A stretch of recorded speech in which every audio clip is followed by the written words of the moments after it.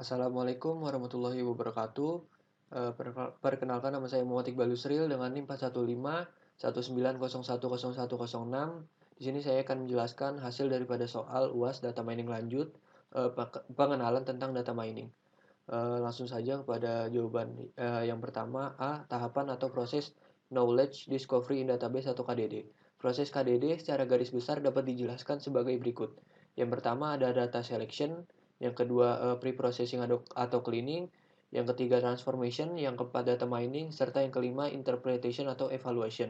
Selanjutnya B. Siklus proyek data mining. Terdapat 6 fase, yaitu satu fase pemahaman bisnis, kedua fase pemahaman data, kemudian fase pengolahan data, fase pemodelan, fase evaluasi, dan juga fase penyebaran.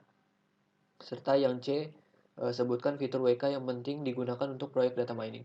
Fitur-fitur pada aplikasi WK yaitu yang pertama adalah pre-processing, kemudian classifier, regression, cluster, association rules, visualization, dan juga select attribute.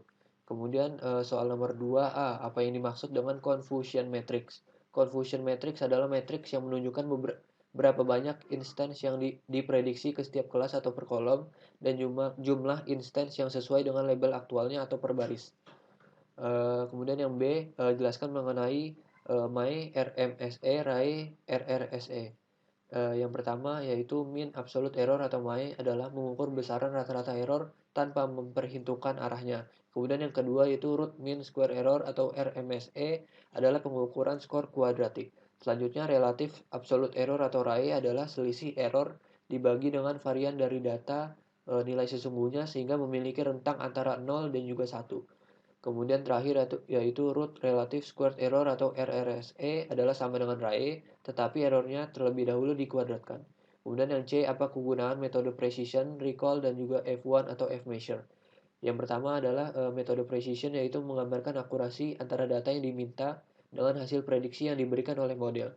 Selanjutnya metode recall yaitu menggambarkan keberhasilan model dalam menemukan kembali sebuah informasi. Selanjutnya yaitu F1 atau F-measure yaitu menggambarkan perbandingan rata-rata dari metode precision dan juga metode recall yang dibobotkan. Selanjutnya soal nomor 3 A, jelaskan persamaan regresi linear. Terdapat rumus fungsi regresi yang dapat dijadikan untuk membentukkan rumus regresi baru, yaitu pada rumus yang dapat dilihat pada di bawah ini. Selanjutnya yaitu B, bagaimana mencari nilai A atau konstanta dan B, koefisien regresi pada regresi linear.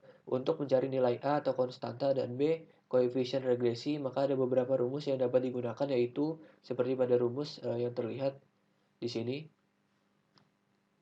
Kemudian yang C yaitu aturan apa yang dimaksud dengan aturan asosiasi. Aturan asosiasi atau association rule adalah metode machine learning dan data mining yang digunakan untuk menentukan hubungan yang menarik atau join value item-item yang sering muncul secara bersama-sama dalam suatu database.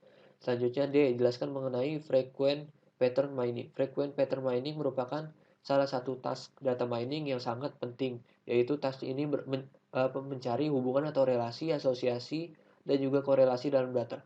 Selanjutnya soal nomor 4 yaitu jelaskan mengenai cara kerja, kelebihan dan kelemahan dari algoritma random forest. Cara kerja algoritma ini yaitu dengan membangun beberapa decision tree dan menggabungkannya demi mendapatkan prediksi yang lebih stabil serta akurat. Random yang dibangun oleh random forest ini adalah kumpulan decision tree di mana biasanya dilatih dengan metode bagging. Ide umum dari metode bagging ini adalah kombinasi model pembelajaran untuk meningkatkan hasil daripada keseluruhan. Selanjutnya kelebihan algoritma random forest ini yaitu dapat dijalankan pada tugas klasifikasi sekaligus regresi. Selain itu algoritma ini juga dapat menghasilkan prediksi dengan tingkat akurasi yang tinggi yang mudah dipahami serta jika diterapkan pada kumpulan dataset berskala besar random forest akan bekerja secara efisien. Selanjutnya kelemahannya yaitu untuk menghasilkan prediksi dengan tingkat akurasi tinggi diperlukan lebih banyak sumber daya dalam proses komputasi. Makin banyak sumber daya yang diperlukan artinya makin banyak juga waktu yang diperlukan untuk memprediksi hasil. Mungkin sekian penjelasan untuk soal UAS data mining lanjut tentang pengenalan data mining yang dapat saya sampaikan. Kurang lebih mohon maaf. Wassalamualaikum warahmatullahi wabarakatuh.